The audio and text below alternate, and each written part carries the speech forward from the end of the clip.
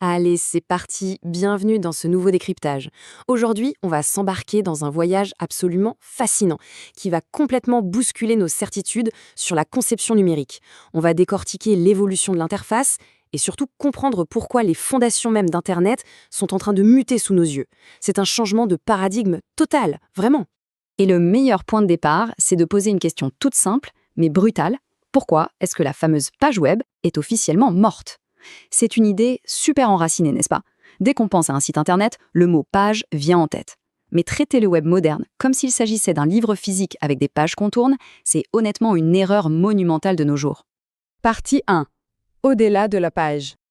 L'histoire est folle quand on y repense. Cette métaphore de la page remonte à environ 4000 ans, avec les toutes premières tablettes d'argile. Ensuite, on est passé au parchemin, puis à l'ère de l'imprimerie avec les livres. Alors, quand Tim Berners-Lee a inventé le World Wide Web en 1989, l'idée de base, c'était de partager des documents académiques. La métaphore de la page a donc été intégrée dès le premier jour, juste pour aider les tout premiers utilisateurs à naviguer dans ce nouveau monde avec un concept familier. Sauf que, voilà, aujourd'hui, cette métaphore s'est transformée en un piège géant. On entend tout le temps des phrases du genre « Combien de temps ça prend de construire une page d'accueil ?» ou « Comment on fait pour refondre ce site de 30 000 pages ?» Le souci, c'est que ça suppose qu'une page est une chose statique, uniforme, super isolée et quantifiable. Mais la réalité du web moderne, c'est tout l'inverse. C'est un support ultra fluide, interactif et profondément interdépendant. Ce qui nous amène à la partie 2, la réalité multi-appareil. En ce moment, l'industrie se noie littéralement sous une avalanche d'appareils. On ne conçoit plus juste pour un bon vieil crayon d'ordinateur de bureau, pas du tout. Il faut garantir des expériences impeccables sur des smartphones, des tablettes, des netbooks, des télévisions, des montres connectées, et ouais, même sur des tableaux de bord de voiture. Le vieil automatisme de créer un design figé et de l'oublier ensuite, c'est devenu techniquement impossible. Face à ce casse-tête, la réaction classique des entreprises, c'est de tout jeter à la poubelle et de lancer une refonte massive tous les 3 à 5 ans. Mais l'expert Jared Spool met parfaitement le doigt sur le problème. Les grandes refontes, ça déboussole complètement les utilisateurs. Ça les pousse violemment hors de ce qu'il appelle l'escalator magique des connaissances acquises. Et hop, les voilà forcés de réapprendre une toute nouvelle interface, avec toute la frustration qui va avec. En fait, la vraie solution repose sur un concept beaucoup plus ancien que le web, la modularité. L'idée, c'est de prendre un système hyper complexe et de le casser en petites pièces gérables et interchangeables. C'est littéralement le modèle de la chaîne de montage d'Henry Ford. Au lieu de fabriquer une voiture entière de A à Z à la main, on assemble des pièces standardisées. Eh bien, le web doit adopter exactement la même approche. Et tout ça, ça commence par le contenu. La stratège Karen McGrane a une vision limpide là-dessus. Pour diffuser notre contenu sur cette jungle d'écran, on ne peut plus l'enfermer dans des pages rigides. Non, il faut rejoindre ce qu'elle appelle l'équipe des morceaux. Il s'agit de structurer des blocs de contenu indépendants qu'on va pouvoir assembler et publier de manière appropriée, peu importe la plateforme. Côté design, le constat est le même. Excite les maquettes visuelles statiques. Le designer Stephen Hay a une phrase un peu piquante mais tellement vraie à ce sujet. Il dit que présenter des maquettes Photoshop parfaitement finalisées, c'est le moyen le plus efficace de montrer aux clients à quoi leur site ne ressemblera jamais. Bim!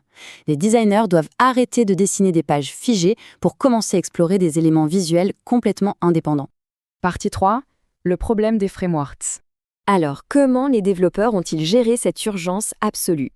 Eh bien, pour survivre, l'industrie a sauté sur des boîtes à outils d'interface prêtes à l'emploi, comme Bootstrap. Et on comprend tout à fait pourquoi. Ça offre une vitesse de développement hallucinante, une cohérence immédiate et des composants déjà testés. Mais bon, il y a un revers à la médaille. Ça rajoute un code super lourd et surtout, ça crée ce fameux effet combinaison de science-fiction. C'est comme dans ces films où tout le monde porte exactement le même uniforme futuriste.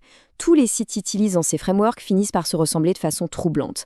Et dès qu'on veut personnaliser un peu, on finit par se battre contre l'outil lui-même. Du coup, la réponse, ce n'est pas de tout rejeter en bloc, mais de s'approprier l'idée. Le développeur Dave Rupert le résume à merveille.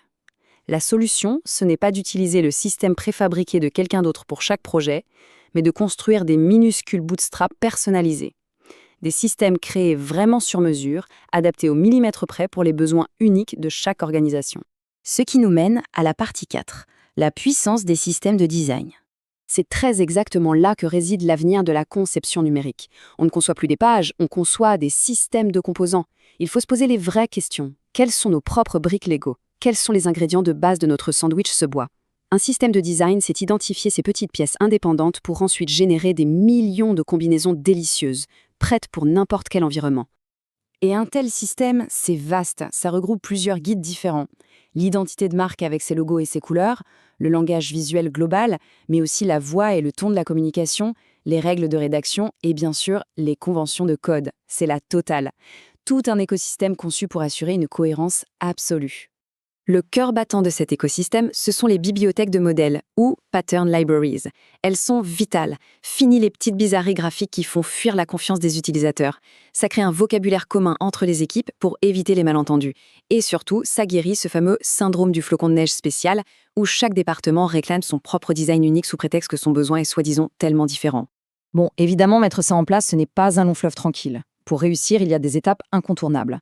D'abord, il faut vaincre la vision à court terme en sécurisant un budget, car ça prend du temps à construire. Ensuite, établir une vraie stratégie de gouvernance pour que le système ne finisse pas aux oubliettes. Il faut éduquer tout le monde en interne pour qu'il se l'approprie.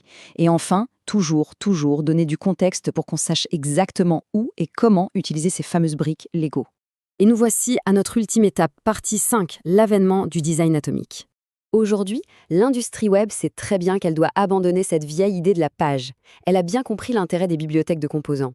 Mais malgré ses excellentes intentions, il manque encore une méthodologie vraiment claire, structurée et universelle pour construire tout ça depuis la plus petite particule. Ce qui nous laisse avec une question hyper stimulante. Pour survivre à cette explosion inarrêtable de nouveaux appareils, quelle est la méthode ultime pour assembler ce web systématique ? Comment organiser concrètement nos briques ? La réponse se trouve dans un concept révolutionnaire appelé le design atomique. Ça repense totalement la chimie de nos interfaces et ce sera exactement notre sujet d'exploration pour la prochaine fois. Gardons cette idée bien au chaud dans un coin de la tête car c'est littéralement en train de tout changer.